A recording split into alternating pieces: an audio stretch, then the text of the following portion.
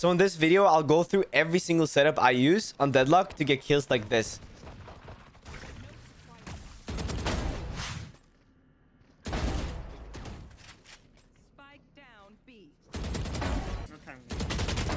Now we're going to have the maps in alphabetical order, so we're going to start with Ascent. Going over to A-site. A-site is really fun to hold as you can do a lot of cheeky shit here. So what I usually like to do is I like to place one trip on the little corner of the stair here, like this. Basically what this does is it's going to hold the choke point here, right? But you see how like you can escape over here? I have a wall for that, so just wait a second, okay? Then I like to place another trip either here, a little bit deeper, or a little bit closer to the box here. Because that way, they're basically funneled into going this way, because I'm going to show you in a sec, right? So for the wall, I like to place it on this little like spot here, because what this does is two things. One, they can't get to the switch. They have to break this. And two, you know how Jet really likes to dash onto Jen here in order to do an entry onto site? Well, this wall pretty much just blocks off her dash, right? She cannot get through. Then, not only that, what this wall does as well is basically it funnels them into going onto this part of site, right? Which is where the stuns are. So one, you're gonna get hit by this sonic sensor first. Then they're going to be funneled. Either you have it placed here or have it placed here. They're going to get funneled into going over here, which is also going to make them stunned. So that way you can just sit comfortably behind dice, peek off it like this, or peek off it like here. And then you should get at least one free kill, which is going to stall them a little bit for your teammates to come. Now, for B-site, this side is also really fun. I think Ascent is probably Deadlock's best map. So what I like to do here is first place a little trip on the boat here. You see how this one is going to cover over to lane and close to the switch here, which is perfect because what many people do is they route either close lane or they go to try to activate the switch here, right? So that trip's going to be really good for that. Then what I like to do is place one little sonic sensor here. You might ask, why do you place it here? Well, how do you drop down from lane? You probably route this way, right? And then you drop down.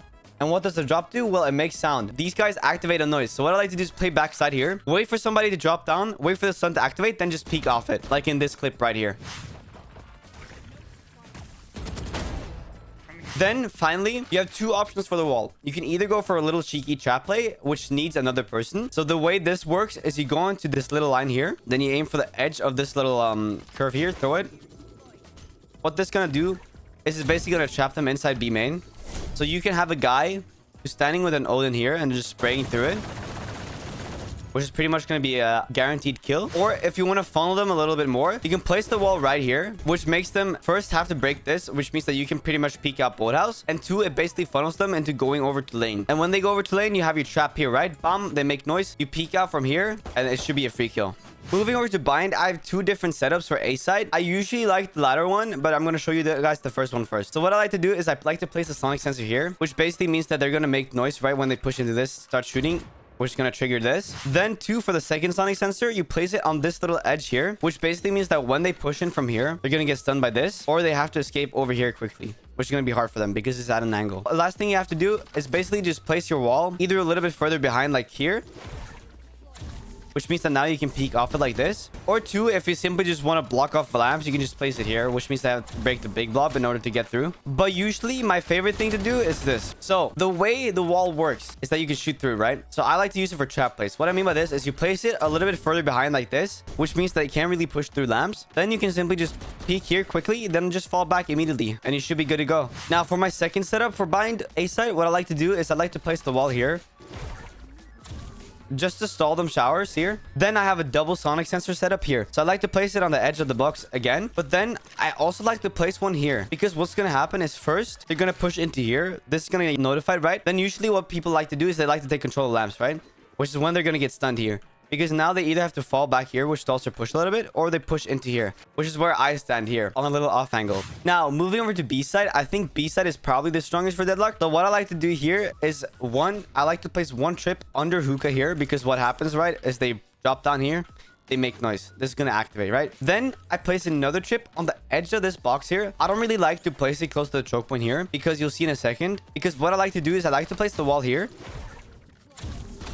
break this one quickly, then fall back here. So now basically you have a little wall you can shoot through. They can't really push through this, which means that they're going to get funneled to this side, right? Which means that they're going to be tripped by this little sonic sensor. But two, you can also shoot through it right here. You can peek here, and you can peek from here, and you can fall back again, backside, because you destroyed the part of the wall here, and then peek again. Now moving over to Haven, if we start on A-site, what I like to do here is place one tripwire right here. This means that when they cross this little plank right here, the sonic sensor will detect noise and they will start stunning. So what's going to happen is you're going to push here, and then here they're going to get stunned by the sonic sensor. Then for the second sonic sensor, you can either place it close to the little wall here, or what I prefer to do is place it on the little box roughly here, because what's going to happen then is they're going to push into the stun here, because nobody routes this way, right? Close to the wall here. So they're going to get stunned by this, which means that you can just peek off the box and it should be a free kill. Now, as for the wall, you have three options. You can, one, place it long here, which means that now they have to break the whole big one in order to push through it. Two, you can place it short here, which means that they also have to break the big one in order to get through, which is going to stall them. Or three, what you can do is if you play retake, you can jump up into this box, line yourself up with the corner of this box here, then aim for the plank here, go up until you meet the roof of this building here. So like this, throw it. And what's going to happen is now you have trapped the planter who's planting default, right? Which one makes him not able to spot CT or help his teammates. Or two, if you have a teammate with a molly, all you have to do is simply throw it here and he's pretty much going to be dead. Now, if we move over to B-site, I don't really like to play B-site with Deadlock, but what you can do here is you can place one sonic sensor here and then one close to the box here. This basically means that either way, they're going to get stunned, right? Because they either have to push into this one or they have to push into this one, which is going to stun them. And then finally, the wall, there's not really like a lot you can do with the wall. The only thing you can do is place it here, which is going to stall them. That's usually how I don't like to play Deadlock on B-site, because you just get so much more value from playing A or C. Now, moving over to C-site, what I like to do here is place either one tripwire here and one on the edge of this little corner here, so that if they push into this, they're gonna get stunned by either this one or this one. And the good thing about this sonic sensor is if they push into this, they have to turn 180 degrees in order to destroy it, which basically ruins their crosshair placement, because now they have to turn 180 degrees and then back again. Or instead of placing it here, what you can do instead is place it on this little lip of the box here, which is gonna work very good with this one, because what's gonna happen is they're gonna be able to push, but once they get here, they're pretty much just gonna get stunned by this one and this one, which gives you a little bit of time to solve. And then finally, the best thing to do with the wall here is just to place it long, because I'm going to show you guys a clip of how useful this wall is to stall people, because this has literally stalled the push with 4 different people.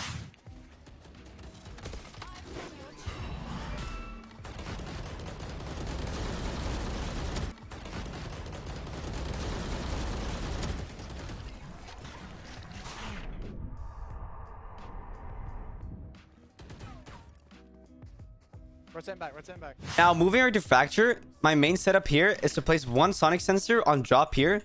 The reason for this is if they want to drop down from drop, what's going to happen? Bam, they make noise, right? So that's going to stun them. Then for the second trip, I like to place it close to this edge of the wall here, because that means that when they cross this point right here, it's going to activate and it's going to cover a lot of sight, right? It gives a lot of value with the stun. As for the wall, you have 2 options, right? You can either, one, use it as a fake wall here, which means that they're going to get distracted by shooting this, and then you can just peek off it, as shown in this clip.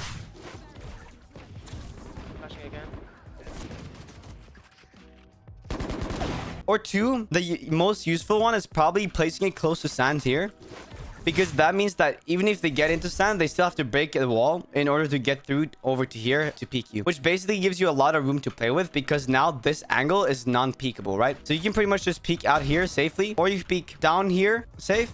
You have a lot of room to play with on A-site. Now, moving over to B-site, what I like to do here is place one trip on the bottom of this stair here, because that's basically going to trigger immediately when they cross this little line here, right? When they try to get onto site. Because what often happens is Jet dashes, right? Well, Jet dashes in first, so she's going to dodge this trip, but the other teammates are most likely going to be stunned by it, because it's going to activate right when the Jet dashes, right? Which means that you basically just have a free 1v1 here that you could easily win. For the second trip, I like to place it on the stair here, because what's going to happen, right? Even if you fall back and the Jet is still alive, most likely you're going to push up the tower, right? Which is when this is going to activate, and then you just peek off the sun like this. Now you might ask, well, what about arcade? Well, simple. I'll just throw the wall here to block off arcade so they can't get through it. That way you don't have to worry about that, and you can just solely focus on B main. Now, moving over to Lotus A-Site, my favorite setup here is to place one sonic sensor tree here, because what often happens is they push out tree, right? They start making noise, maybe start shooting this, clearing it, and that's what this is going to activate, which also gives me a perfect opportunity to peek from here and to peek into tree. Now, for the second sonic sensor, I place it close to the door opening here, because this is going to cover the choke point, and it's not a spot many people check, right? So they're going to walk into here a little bit cluelessly, and then this is going to activate. Then finally, for my wall, you have 2 options here. You can either place it close to the choke point here between these boxes. This is just going to stall a little bit extra for time, because they have to break the big one in order to push through. Or what I like to do the most is place it a little bit deeper out, like this, which means that now they only have to break one of these little things to get to site. But this will also cover stairs, which means that they can't really flank it, right? They have to break the whole thing, which means that I know that they're probably going to flank stairs, right? Now over to B-site. My favorite thing to do on B-site is place one tripwire right here, which means that if they push in, they're still forced to make sound, which activates this one. And then I also like to place one not close to the door because that's going to get activated instantly, which means that they're not going to get any value. I like to place it a little bit deeper, like roughly here close to the stairs, because after they break the wall here, like they shoot it, it won't get activated immediately by this, which means that they can just dodge the stun. So what's going to happen is they're going to push this and then they get stunned. And then finally for the wall here, I feel like you can really pick and choose. I personally like to go with the door because usually only one person pushes this, which means that it's going to stall much longer than if you place it here, because here 4 people can shoot it and it's gone instantly. But here one person has to dump a whole magazine in order to destroy it. Now if we move over to C-Site, C-Site is probably my favorite to hold just because it's really fun to stun them so much. So what I like to do here is I like to play one stun here. That way when they start pushing this, you're gonna get stunned. And you see that this won't cover entire waterfall. I have a plan, okay? So just stick with me. Then I place another one here. That way if they continue to push deeper, they will be stunned by this, and then you can just hold pillar here and peek off it. And then finally what I like to do is I like to place the wall roughly here, because what's this gonna do is, one, if they only break the small ones, they're gonna have to break 2 like this in order to push. And 3, it's still going to cover waterfall here, so they can't push through it, which means that they're basically funneled into going to your trip if they want to push it effectively. So then you can just peek off it, but make sure to not peek very, very wide because they're all going to stare at you, right? Moving over to Pearl. Pearl is a really good map for Deadlock, I would say, because there's so many fun things and fun setups you can do. Let's start with A-site. What I like to do for A-site is I like to place one trip on the edge of this little wall here, or this one. Here you can really pick and choose. I usually prefer this one because it's closer to where they push in. Then you place another one right here on the edge like this. That way they're pretty much screwed and stunned if they push into it anyways. Now as for the wall, please don't place it close to stairs like this, because what's gonna happen is, one, you break this one and then you can pretty much just crouch through this one. Instead, what I recommend you do is place it one deep stairs or deep art. Now moving over to B-site, what I like to do is I like to place one tripwire on the little corner here.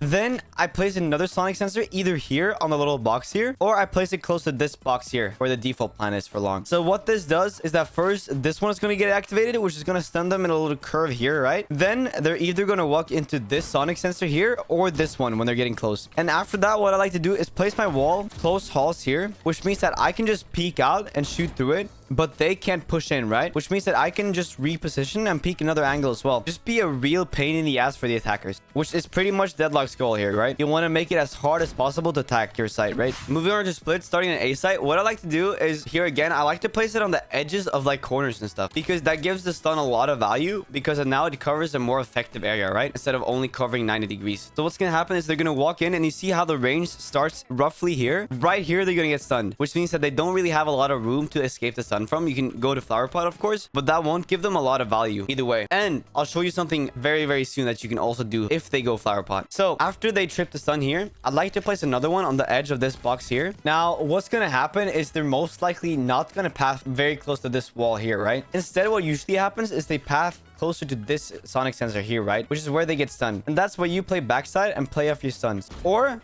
if you're feeling spicy, here's what you can do. Remember how I said they're gonna get stunned and the only way to escape is flower pot, right? Well, what you can do now, go into this corner, aim for the little carpet here. Then you see this little light pole here. Go down until you hit the fence. Throw it like this. What's gonna happen now? They're trapped flower pot. Which means that if you have one person to play with you who has a molly, ask them, hey, can you shoot a little molly into flower pot? Bam. Guess what? Now they're mollied off. What's gonna happen? Most likely gonna die. And not only that, this wall also covers A main. So even if they try to push in, they'll still get stalled. So this is a really good one. Now, moving over to B-site. B-site is probably the side I like to play the most in, just because it's really simple to hold and the stuns have a lot of value. So my favorite thing to do is, one, you see this little propane tank right here? I like to place the sonic sensor just on the edge of it. You see how like you have to get it perfectly in order to place it. You place it here, which means that it's gonna stun on an angle here, and then you place the other one on the little corner here on the box. Let's see if I can get it right here. So what's gonna happen is they're gonna first push in here, the stun's gonna activate here, and then if they want to route over to heaven or hell, what's gonna happen is they're gonna get stunned by this as well. However, if they have a sage, you can do something else, because usually what happens is sage walls this off right here, right? So what I like to do instead is I like to place one a little bit further behind like this on the edge here, and then all you have to do is simply peek off the first stun, then you reposition, and you fall back here onto behind default, and then you peek off the sun again, and that should at least be 1 free kill. Now, as for heaven, I don't really like tripping heaven just because it doesn't hold a lot of value. So I simply just usually wall it roughly here, because that means that they have to break it to get through, which stalls them a little bit. Hopefully these setups help you guys, because if they did, make sure to subscribe, as I really appreciate that. Anyways, bye bye, take care.